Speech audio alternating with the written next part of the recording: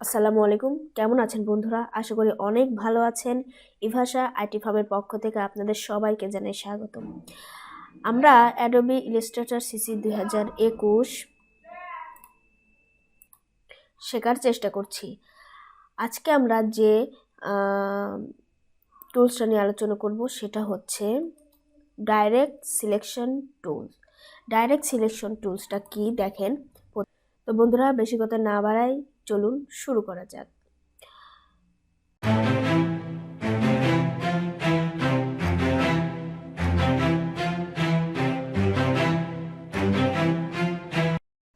বন্ধুরা, আমি একটা কথা বলে নিতে চাই, আপনারা অবশ্যই আমার এই ভিডিওটি প্রথম থেকে শেষ পর্যন্ত দেখার চেষ্টা করবেন। যদি প্রথম থেকে শেষ পর্যন্ত দেখেন তাহলে আশা করি অনেক কিছু শিখতে পারবেন। তো বন্ধুরা, চলুন আমরা প্রথমে যদি কিছু আঁকে নেই, ধরেন নিলাম। এখন দেখেন যে আমরা এর আগে যেটা আমরা সিলেকশন টুল তো আমরা অলরেডি শিখে ফেলেছি। তো সিলেকশন টুল দিয়ে যদি আমরা কোনো শেপ বা কোনো কিছুকে আমি যদি সিলেক্ট করি তাহলে সেটাকে কিন্তু সরাতে নড়াতে পারবো, আপনার লম্বা বা ছোট করতে পারবো, আর আপনার কর্নারটা বা চারপাশটা আপনার মানে গোলাকৃতি বা কোনো শেপ তৈরি করতে পারবো নর্মালি। এখন দেখেন, এটা তো সিলেকশন টুল দিয়ে আমরা করতে পারবোই। এরপরে যে টুলসটা আছে সেটা হচ্ছে direct selection tool. Direct selection টুলটা দেখেন, আমরা যখন মাউসের রাইট বাটনে ক্লিক করব তখন দেখেন এই যে ডাইরেক্ট সিলেকশন টুল এবং গ্রুপ সিলেকশন টুল, দুইটা টুলস আমাদের সামনে আসবে। এখন এই দুইটা টুলস নিয়েই আমরা আলোচনা করব। এখন দেখেন, আমাদের এই সিলেকশন টুলসের ভেতরে কোনো কোনো আর কোনো টুলস নাই, যার কারণে এটা কিন্তু দেখেন এই যে এর ভেতরে কোনো এই যে এই অ্যারো আকৃতির কিন্তু কোনো কিছু নেই, তার মানে এটা শুধু একটা টুলস। এখন ডাইরেক্ট সিলেকশন টুলসের ভেতরে আরও টুলস আছে বিধায় এই জায়গায় দেখেন একটা অ্যারো, এই যে একটা অ্যারো প্রকৃতির একটা চিহ্ন দেওয়া আছে, তার মানে এর ভিতরে আরও টুলস আছে। তো এই টুলসগুলো যদি আমরা একসঙ্গে শো করে দেখতে চাই তাহলে কি করব দেখেন, মাউসের রাইট বাটনে ক্লিক করব, করার পরে এই যে দেখেন এই পাশে একটা অ্যারো চিহ্ন দেওয়া আছে, এখানে আমরা মাউসের লেফট বাটনে ক্লিক করব। দেখেন এখন আমার ডাইরেক্ট সিলেকশন টুলসের ভিতরে যে দুইটা টুলস আছে সেটা কিন্তু অলরেডি এখানে চলে এসেছে। এই যে দেখেন, এটা ডাইরেক্ট সিলেকশন টুল আর এটা হচ্ছে গ্রুপ সিলেকশন টুল, দুইটা টুলস কিন্তু আমাদের শো করবে। তো আপনাকে এখানে এভাবে যদি আপনি রাখেন তাহলে আপনাকে বারবার সিলেকশন করে কাজ করতে হবে না, মানে বারবার এভাবে ইয়ে করে কাজ করতে হবে না। আর যদি আপনি এটা না রাখেন তাহলে আপনাকে এভাবে করে মানে চেপে চেপে মানে মাউস চেপে কাজ করতে হবে। তো আমরা এভাবেও রাখতে পারি, ইভেন এভাবেও রাখতে পারি। আমরা এটা কেটে দেই। তো দেখেন, আমি যে তিনটা শেপ নিয়েছি, এখন যদি আমরা ডাইরেক্ট সিলেকশনের কাজটা কি, যদি ডাইরেক্ট সিলেকশন আমরা সিলেক্ট করি, করার পর এইটা যদি আমরা ক্লিক করি, আমরা এটা কিন্তু সিলেক্ট হয়ে গেছে। এখন আমরা সিলেকশন টুল দিয়ে যেটা করতে পারতাম, ডাইরেক্ট সিলেকশন টুল দিয়ে কিন্তু তার চেয়ে বেশি কিছু করতে পারবো। সেটা হচ্ছে এই যে দেখেন, আমি যদি চাই, আমি দেখেন, আমি এই ডাইরেক্ট সিলেকশন টুল দিয়ে আমি যদি চাই এই কর্নারটা আমি একটু বড় করব, এই যে দেখেন আমি কিন্তু বড় করে ফেললাম, কর্নারটা কিন্তু আমি সরাইতে পারলাম।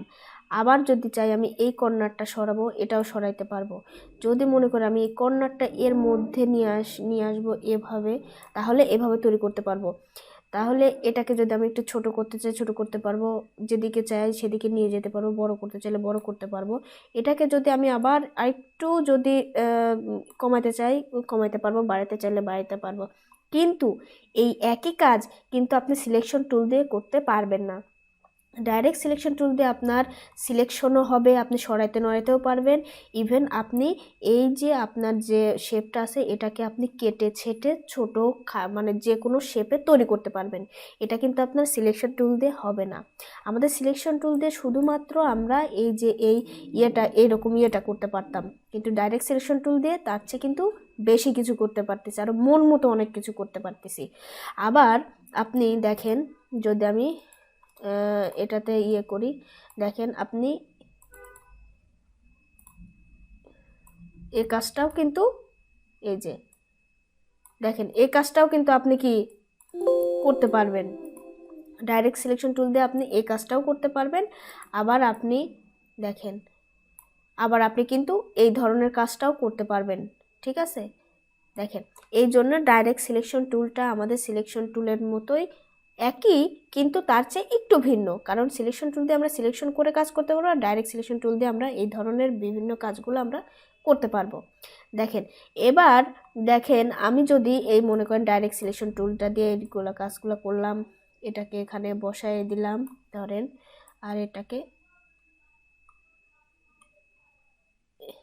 এখানে বসাই দিলাম ধরেন আমি, আচ্ছা এটাকে আমি যদি একটু ছোট করে দিই, ধরেন আমি এভাবে বসাই দিলাম। হ্যাঁ, এখন চাচ্ছি যে আমার এই তিনটা, আমি একটু কালার যদি চেঞ্জ করে দিই তাহলে মনে হয় ভালো হবে। দেখেন বুঝতে সুবিধা হবে আমাদের।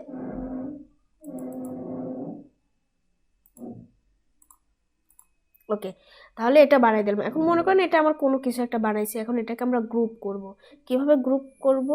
কন্ট্রোল আমরা যদি জি চাপি তাহলে এটাকে কিন্তু গ্রুপ হয়ে যাবে। হ্যাঁ, আচ্ছা এখন গ্রুপ করার পরে দেখেন এখন যেহেতু এটা গ্রুপ হয়ে গেছে, আমরা যদি এখন এটাকে ধরেন এই যে যেদিকেই নড়াবো সরাবো তিনটা কিন্তু একসঙ্গে যাবে, কারণ এটা এখন গ্রুপে আছে। তো গ্রুপ করার জন্য আমাদের কি করতে হবে? কন্ট্রোল জি চাপলে আমাদের এটা গ্রুপ হয়ে যাবে। ঠিক আছে, তো এখন ধরেন আমি চাচ্ছি যে আমার এই যে এইটা আমার এই কালারটা বা আমার এইখানে একটু কাজ করতে হবে, একটু সরাইতে হবে। তাহলে এখন যদি আমি আবার আনগ্রুপ করে সরাবো, না প্রয়োজন নাই। তখন আমরা এই যে ডাইরেক্ট সিলেকশন টুলে যাব, যাওয়ার পরে এই যে গ্রুপ সিলেকশন টুল, ঠিক আছে, গ্রুপ সিলেকশন টুলটাতে আমরা ক্লিক করে আমরা যেটার উপরে কাজ করব সেটা থেকে যদি আমি একটু যদি জাস্ট মাউসের লেফট বাটনে ক্লিক করি তখন কিন্তু এটা আনগ্রুপ হয়ে যাবে। তখন এটাকে আমি এই যে সরাইতে নড়াইতে কিন্তু দেখেন পারবো। আমি যদি মনে করি এটা এখানে না, আমি এখানে দেবো, সেক্ষেত্রে আমি করতে পারবো। ঠিক আছে, দেখেন করতে পারবো। এখন দেখেন এখন যদি আমি আবার এটাকে নড়াই, দেখেন এটা কিন্তু ঠিক নড়তেছে। এটা আমি সিলেকশন টুল দিয়ে আবার যখন এটাকে এদিকে ওদিকে নিচ্ছি তখন কিন্তু এটার গ্রুপ কিন্তু ভেঙে যাচ্ছে না, গ্রুপই আছে। আবার যদি আমি ধরেন যদি এই যে এটা দিয়ে যদি আমি চাই যে না আমি এইটা একটু সরানো লাগবে, তাহলে আমি এটাতে ক্লিক করে দেখেন এটাও কিন্তু এই যে সরাইতে নড়াইতে কিন্তু পারবো। এখন আমার কাজ শেষ হওয়ার পরে আমি যখন আবার সিলেকশন টুল দিয়ে এটাকে যখন আমি সরাবো নড়াবো তখন কিন্তু দেখেন এটা সেই অবস্থায় কিন্তু গ্রুপই থাকবে, গ্রুপটা কিন্তু আনগ্রুপ হবে না। তাহলে আমরা কি বুঝলাম? ডাইরেক্ট সিলেকশন টুলটা দিয়ে আমরা আপনার বিভিন্ন শেপটাকে আপনারা কাজ করতে পারবেন অনায়াসে, যে কোনো লম্বা ছোট যে কোনো রকম শেপ তৈরি করতে পারবেন। এবং তার আন্ডারে আরেকটা যে টুলস আছে গ্রুপ সিলেকশন টুল, সেই গ্রুপ সিলেকশন টুলসটা দিয়ে আমরা আমাদের যে লোগোটা বা আমরা যে ইলাস্ট্রেটরের যে কাজটা করব, যে ডিজাইনটা করব, সেটা অলরেডি গ্রুপ করার পরেও যদি আমি মনে করি যে আমার কিছু প্রবলেম আছে সেগুলোকে আমরা সর্ট আউট করব, তো সেক্ষেত্রে আমরা এই যে গ্রুপ সিলেকশন টুল দিয়ে আমরা সমাধান করতে পারবো, সেগুলাতে আবার কাজ করতে পারবো এবং আমার গ্রুপটাও নষ্ট হবে না। তো বন্ধুরা এই ছিল মোটামুটি ডাইরেক্ট সিলেকশন টুল এবং গ্রুপ সিলেকশন টুলের কাজ। আমার ভিডিওটি কেমন লাগলো অবশ্যই কমেন্ট বক্সে জানাবেন। যদি ভালো লেগে থাকে বন্ধুরা তাহলে বলবো লাইক কমেন্টস এবং শেয়ার করবেন। আর আপনারা সবাই ভালো থাকবেন, আমার জন্য দোয়া করবেন। আর আপনারা যদি আমার প্রিভিয়াস ভিডিওগুলো না দেখে থাকেন তাহলে বলবো ডিসক্রিপশন বক্সে লিখে দেওয়া আছে বন্ধুরা, আপনারা আমার প্রিভিয়াস ভিডিওগুলো দেখে নেবেন। আর আপনারা ভালো থাকবেন, আমার জন্য দোয়া করবেন। আসসালামু আলাইকুম।